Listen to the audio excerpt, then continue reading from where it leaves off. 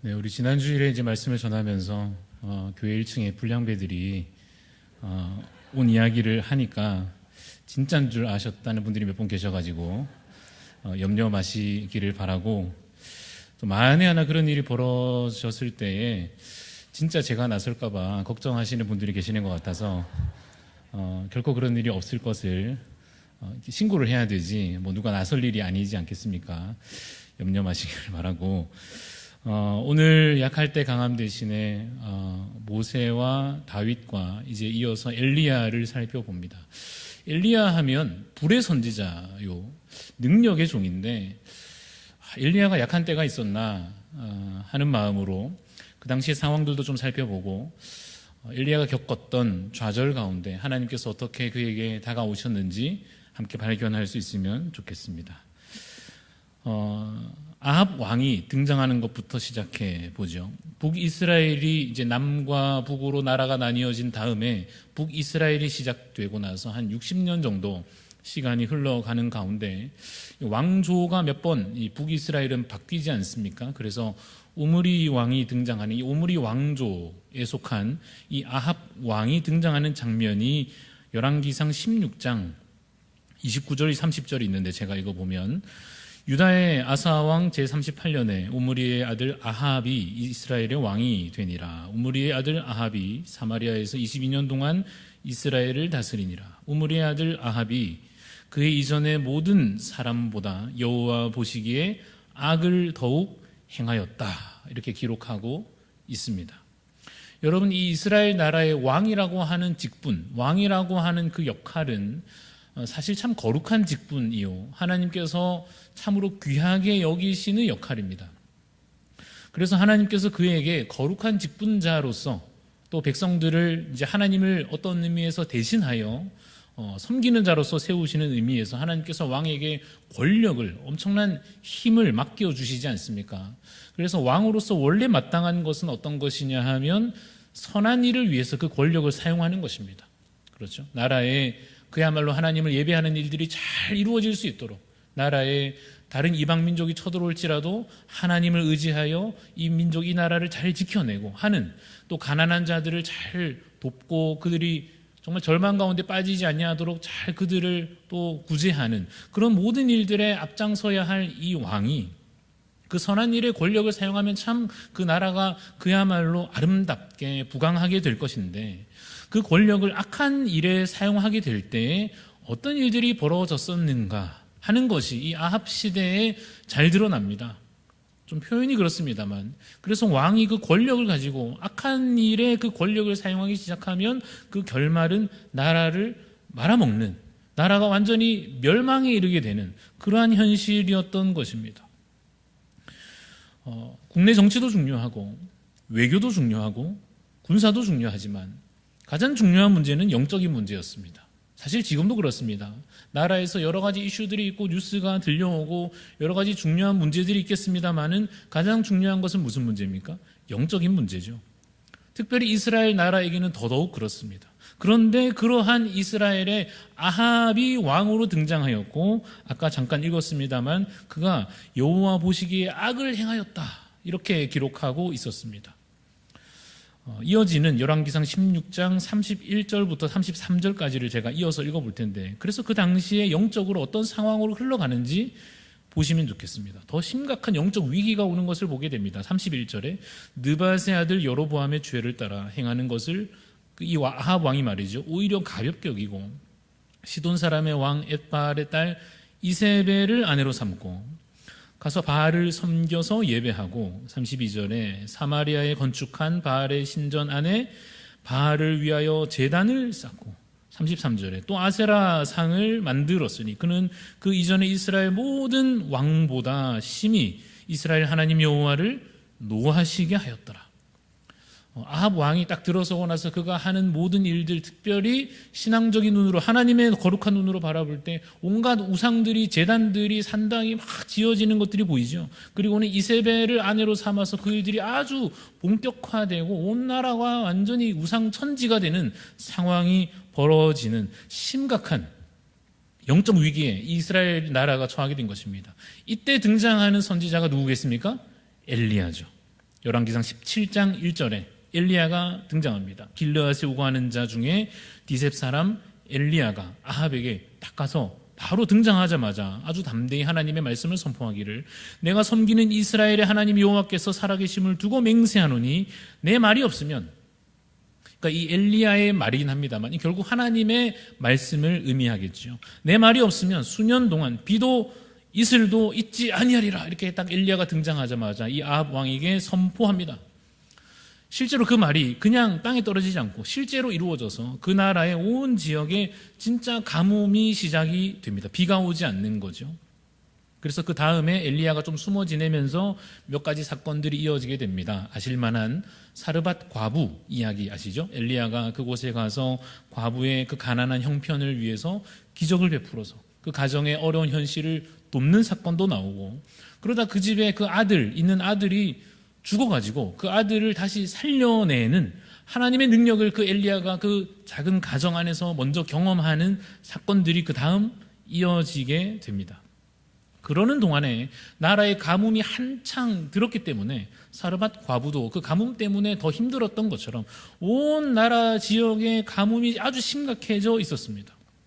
그래서 아합도 이것을 어떻게 해결할까요? 막 여기저기 물을 찾으러 다녀야 할 만큼 가뭄이 심각한 상태에 있었습니다. 왜 그 나라에 가뭄이 오게 됐습니까? 이 아합 왕으로부터 시작되는 이 심각한 영적 위기와 이 영적인 파멸의 이 시대로 인해서 하나님께서 벌하시는 것이죠.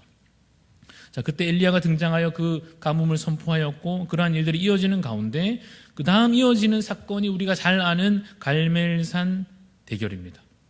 이 이야기는 주일학교 때 들을 때마다 너무너무 신나고, 말씀을 전하는 자나 듣는 자나 와, 진짜 하나님의 기적이, 하늘에서 불이 떨어지고 그 사건 아니겠습니까? 산에 모여가지고 이 바알 선지자들이 막 모여있고, 이쪽에는 엘리야가 딱 있고 두 제단이 딱 만들어져 있고, 어느 쪽에 불이 떨어지는지를 보자.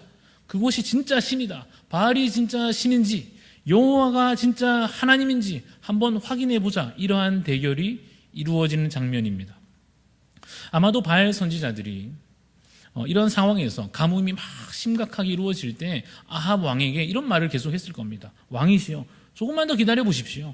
저 엘리야가 무슨 말을 했는지 모르겠지만, 그래서 이 가뭄이 시작됐는지 모르겠지만 걱정하지 마시고 저희가 우리 바알 신에게, 아세라 신에게 잘 달래고 뭔가 바치고 해가지고 이 가뭄을 빨리 없앨 거니까, 비가 오도록 할 테니까 조금만 더 기다려 보십시오.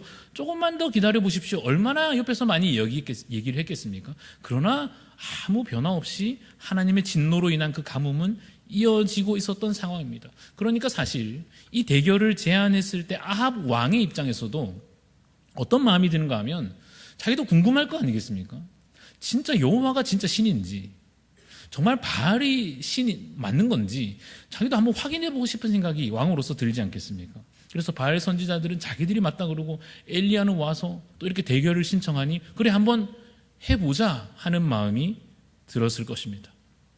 그래서 결과는 우리 잘 아는 대로 그 바알 선지자들은 아무리 외치고 자기 몸을 상하게 하여도 반응이 당연히 없었고, 엘리야가 하나님께 기도했을 때 하나님께서 불을 내려주셔서 여호와 하나님이 참 하나님이시다라고 하는 것이 그 모든 백성들 앞에, 그 왕 앞에, 그 거짓 선지자들 앞에 다 드러나게 되었습니다. 그러면 여러분 이제 무엇을 기대하게 되겠습니까? 우리가 기적을 보았고 온 백성들도 다 정신 차리고 이제 그 바알 선지자들을 다 죽이기에 이르렀고, 왕도 자기 눈으로 똑똑히 보았지 않습니까? 아, 여호와가 진짜 하나님 맞구나, 불이 여기에 내렸구나까지 왔으니까.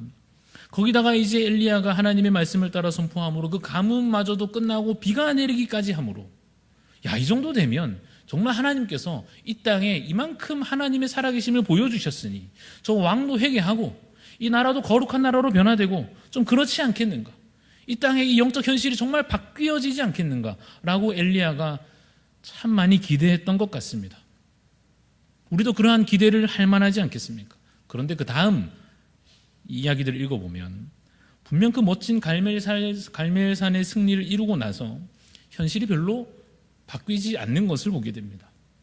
아합 왕이 가서 막 고자질을 하죠. 누구한테 합니까? 자기 아내 이세벨에게 가서 이러이러한 일이 있었고 불이 떨어졌고 바알 선지자 이제 다 죽었고 백성들 지금 난리 났고 엘리야는 막 기세등등하고 이거 어떡하냐 하는 이야기를 들은 이세벨이 거기서 굴복하지 않고 이런 이야기를 합니다. 열왕기상 19장 2절에 보니까 이렇게 돼 있어요. 이세벨이 사신을 엘리야에게 보내어 이르되 내가 내일 이맘때 반드시 내 생명을 저 사람들 중 한 사람의 생명과 같게 하리라. 저 죽은 자들과 같이 내가 너도 죽여버리겠다는 거죠. 그렇게 하지 않으면 신들이 내게 벌 내려도 벌 내리는 것이 마땅하다.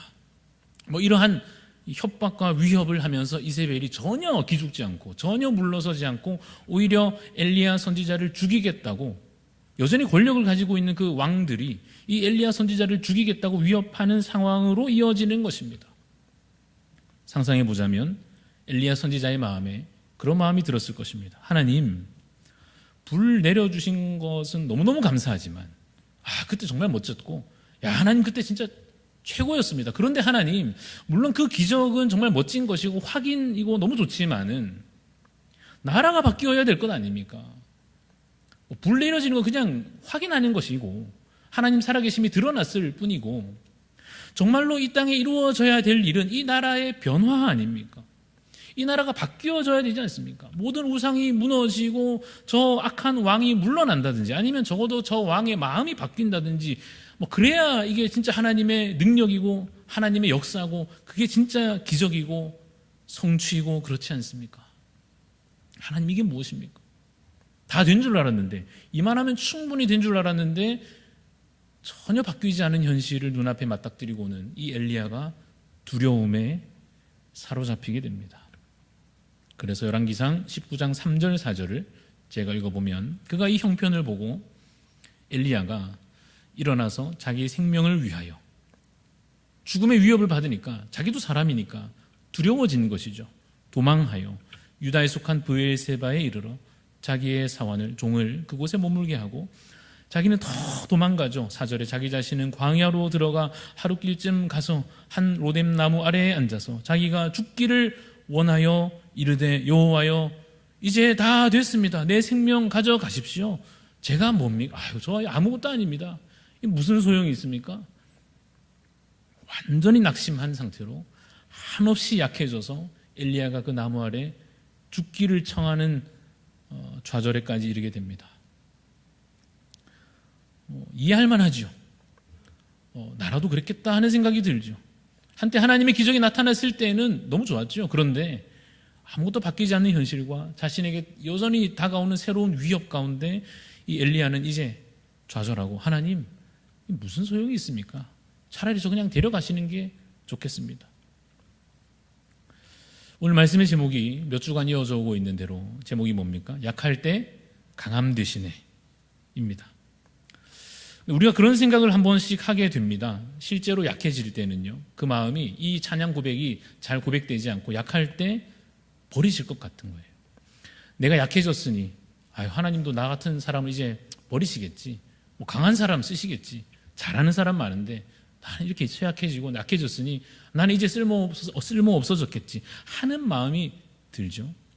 약할 때 강함 대신에, 이건 그냥 찬양 가사고, 약할 때 하나님 나를 부끄러워하시겠지, 내가 이렇게 주저앉아 있는 모습, 완전히 마음에 좌절해 있는 이 심리 상태를 하나님 뻔히 내 중심을 아실 텐데 하나님도 나를 보면 얼마나 부끄러워하실까?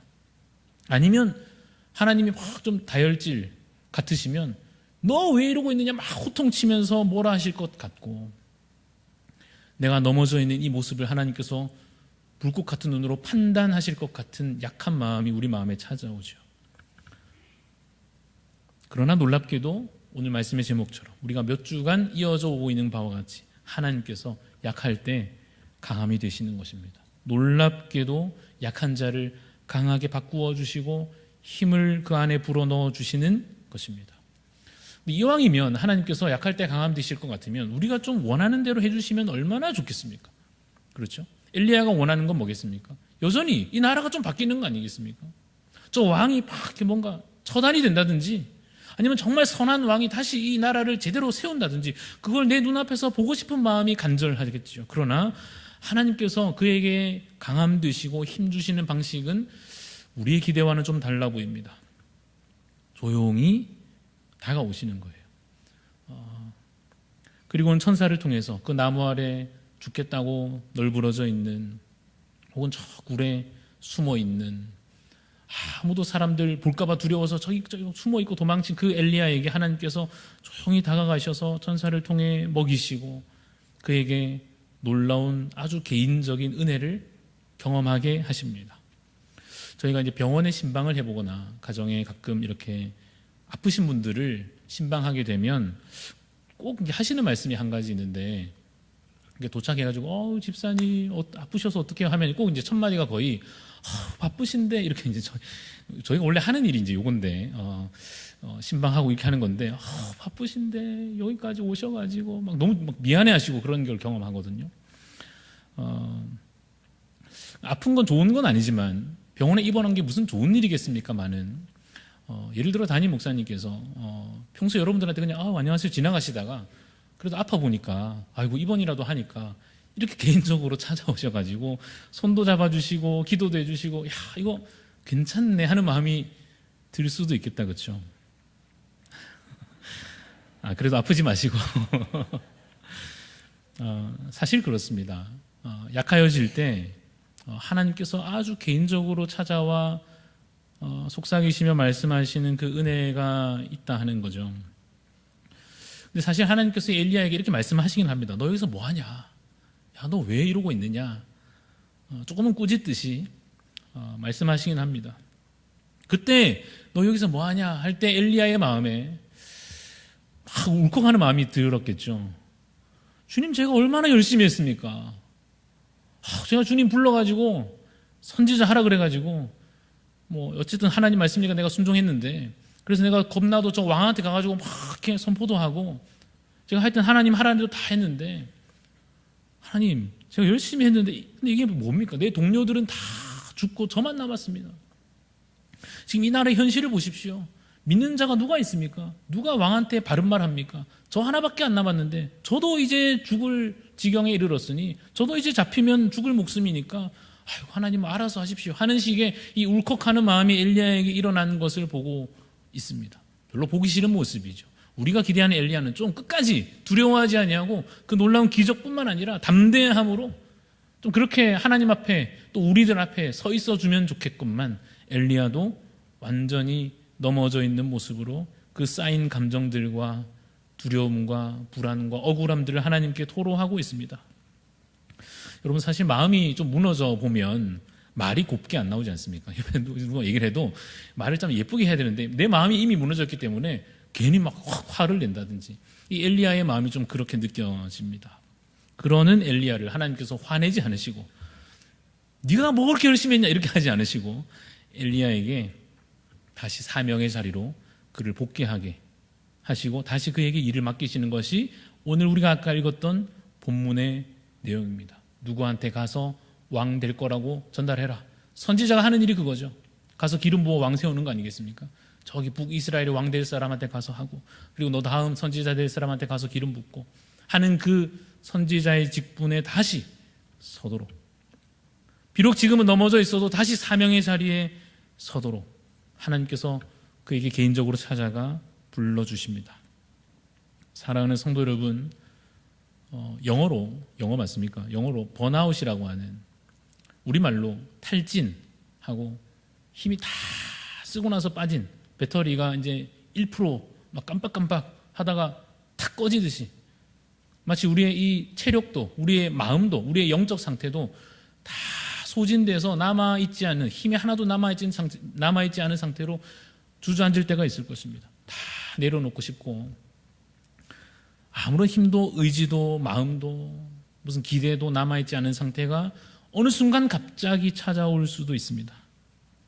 오늘 저는 여러분들에게 혹시 그러한 상황 가운데 계신 분이 힘을 내어서 용기를 내서 여기 중에 누가 앉아 계시다고 한다면 이렇게 좀 말씀을 드리고 싶습니다. 뭘 하시라기보다도 하실 게 좀 있긴 하지만 그래도 그런 것보다는 회복을 위해서 좀 이런 거 해보십시오. 회복되려면 좀 이거부터 하십시오.